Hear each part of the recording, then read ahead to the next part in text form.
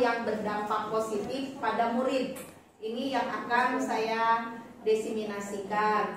Karena menurut saya ini program yang termudah untuk saya desiminasikan daripada yang lainnya, gitu Bapak Ibu. Kenapa saya mengambil yang ini? Di modul pengelolaan program yang berdampak positif pada murid ini, Bapak Ibu guru, ada 4 subjudul, yaitu gali pemahaman diri, identifikasi konsep, aplikasi nyata, telaah kembali atau refleksi. Tapi Bapak Ibu, di modul tersebut yang dibahas hanya 1, yaitu yang subjudul 2, yaitu identifikasi konsep. Saya sudah melihat dari awal sampai akhir modulnya, jadi hanya itu yang dibahas di modul kita ini. Nah, identifikasi konsep ini memiliki 4 subjudul lagi, yaitu konsep kepemimpinan murid, menumbuh kembangkan kepemimpinan murid, lingkungan yang mendukung kepemimpinan murid, dan pentingnya melibatkan komunitas untuk mendukung kepemimpinan murid. Jadi subjudulnya ada 4, itu yang dibahas di modul 2.6 tersebut. Nah, yang pertama tadi 2.1 yang konsep kepemimpinan murid dibagi lagi menjadi beberapa subjudul lagi. Yang pertama adalah kepemimpinan murid. Di sana dikatakan agar menjadi murid sebagai pemimpin dalam pembelajaran, guru harus memberi kesempatan kepada murid untuk mengelola belajarnya sendiri. Jadi di dalam hal ini student agensi bahwa guru berusaha supaya murid itu bisa menjadi pemimpin dalam pembelajarannya.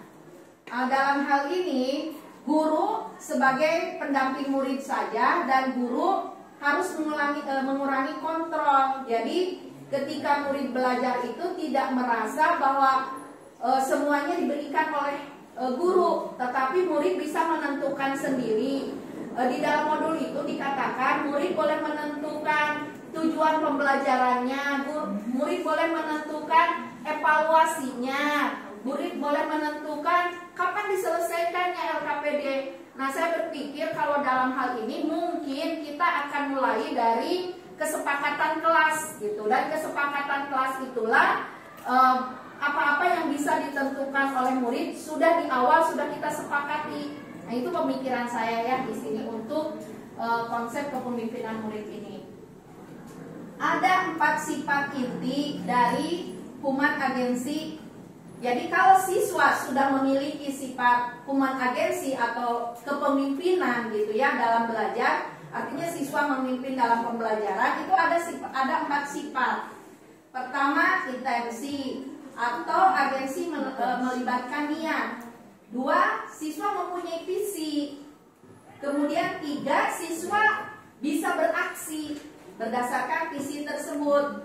Dan keempat, siswa merefleksi. Nah, untuk merefleksi ini Bapak Ibu guru, mungkin setiap pembelajaran memang sekarang harus selalu guru tuh membuat refleksi diri, dan siswa juga melakukan refleksi diri. Kemudian subjudul yang berikutnya tentang profil pelajar Pancasila. Profil pelajar Pancasila adalah visi dan harapan Indonesia untuk karakter warganya yang masa mendatang, sehingga harus menjadi landasan bagi visi sekolah.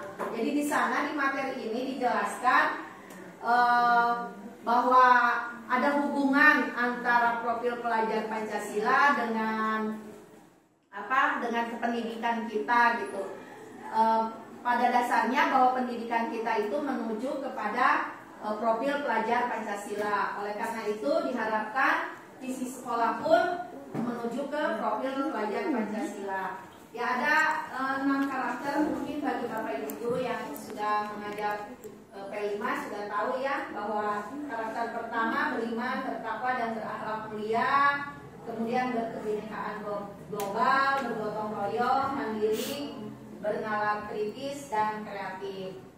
Selanjutnya di berikutnya ada subbab yang 2.2-nya menumbuh kembangkan kepemimpinan murid. Nah, ketika guru menumbuh kembangkan kepemimpinan murid, maka murid akan memperoleh rasa kendali yang mereka akan memiliki 3 hal. Pertama, murid akan memiliki suara, begitu. Maksudnya suara di sini tuh murid bisa menyampaikan pendapatnya, berpikir kritis, begitu ya.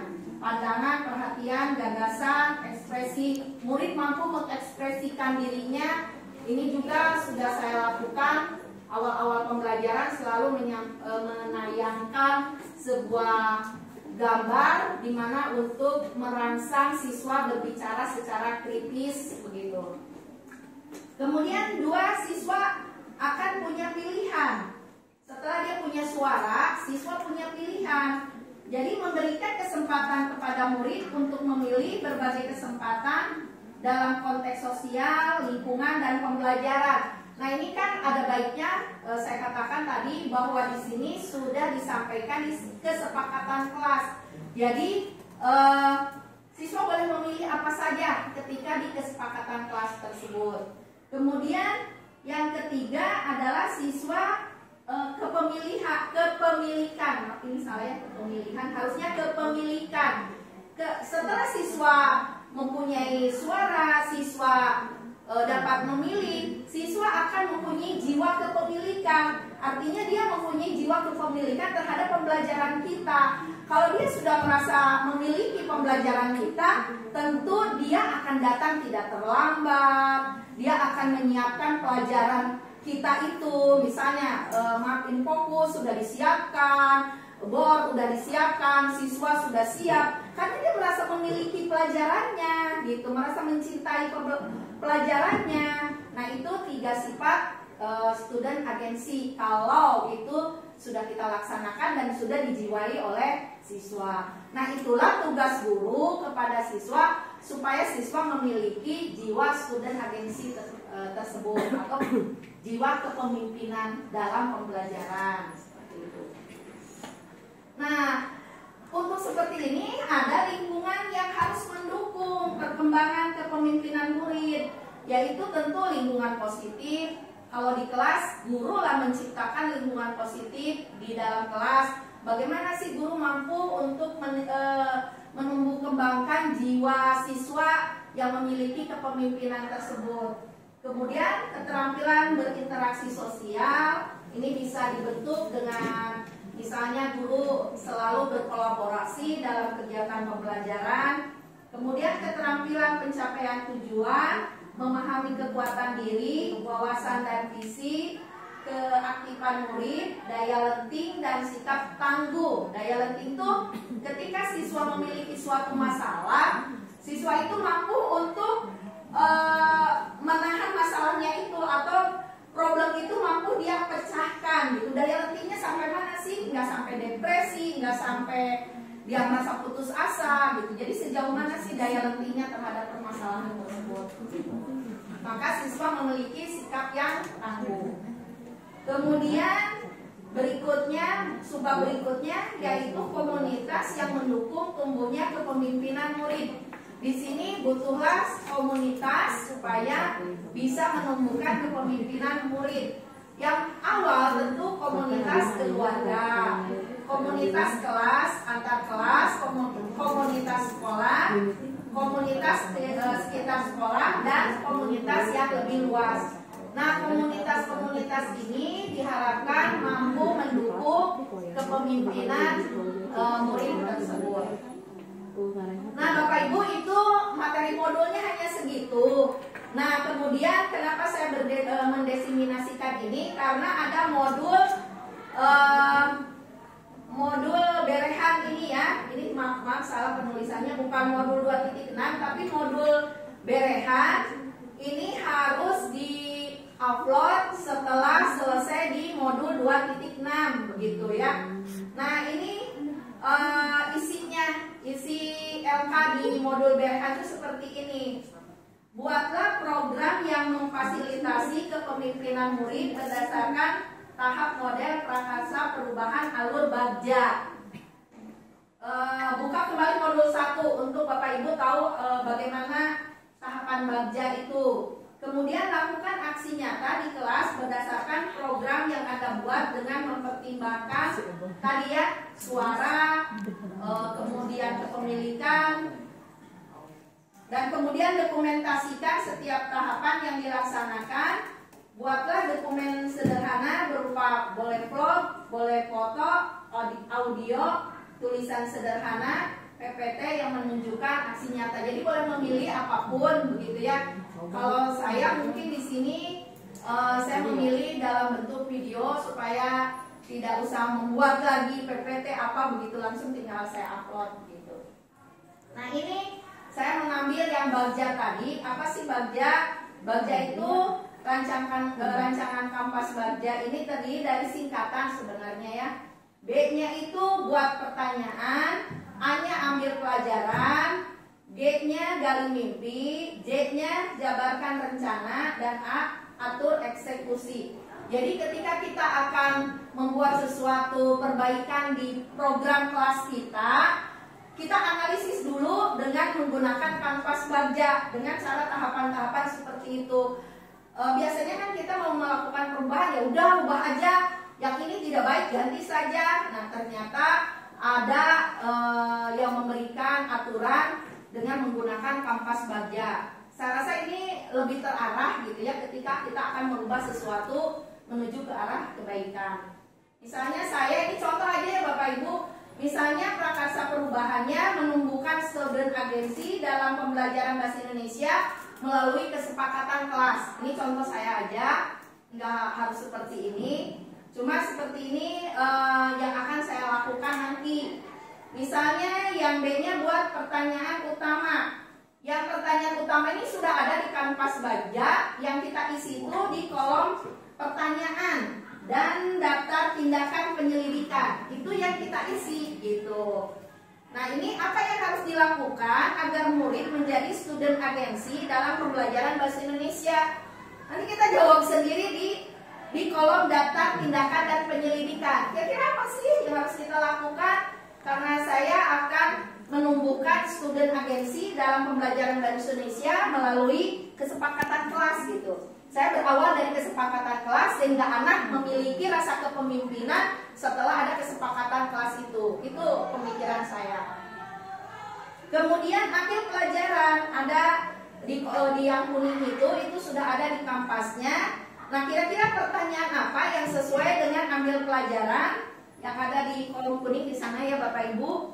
Nah, di sini saya mungkin pertanyaannya, guru siapakah yang sudah melakukan studi agensi? Bagaimana sih guru tersebut dapat menjadikan siswa sebagai student agensi?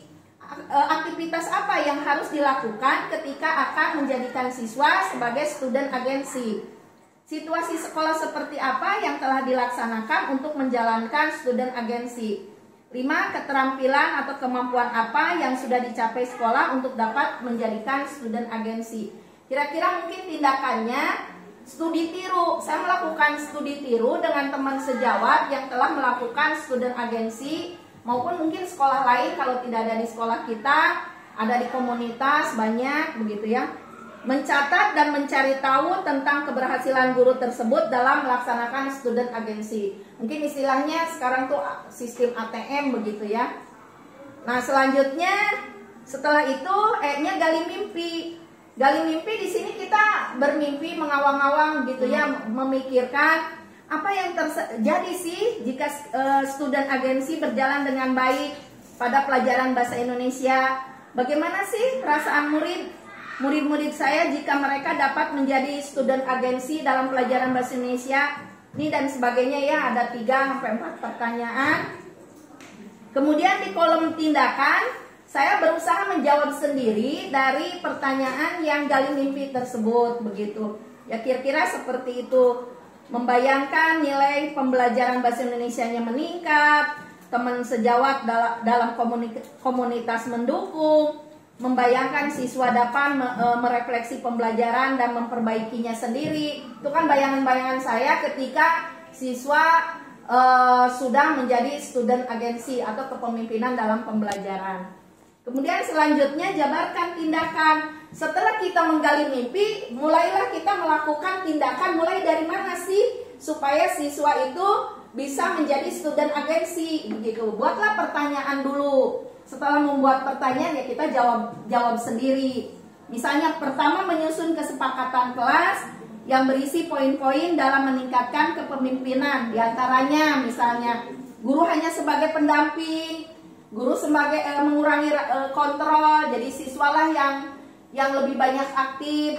Guru membangun budaya saling mendengarkan, guru membangun kepercayaan diri siswa, kemudian melibatkan siswa, memberi kesempatan kepada siswa untuk menyiapkan materi ajar, memberi kesempatan kepada murid untuk memilih kelompoknya sendiri.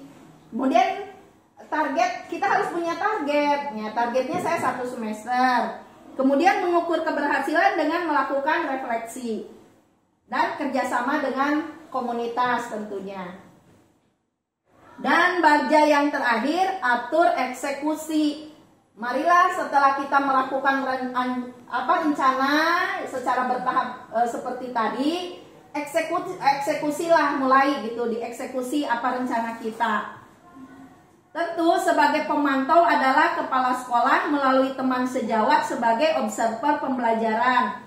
Kemudian guru mengajar dan komunitas satu rumpun. Nah, dimulai di awal semester. Kemudian untuk melihat keberhasilannya, melihat dari hasil refleksi dengan pertanyaan-pertanyaan yang menanyakan kemajuan kepemimpinan siswa sebagai student agency. Mungkin seperti itu prakarsa perubahan itu, Bapak Ibu. Nah, udah selesai. Di sini Guru Irian, Guru Cendrawasih, cukup sekian dan terima kasih. Semoga bermanfaat.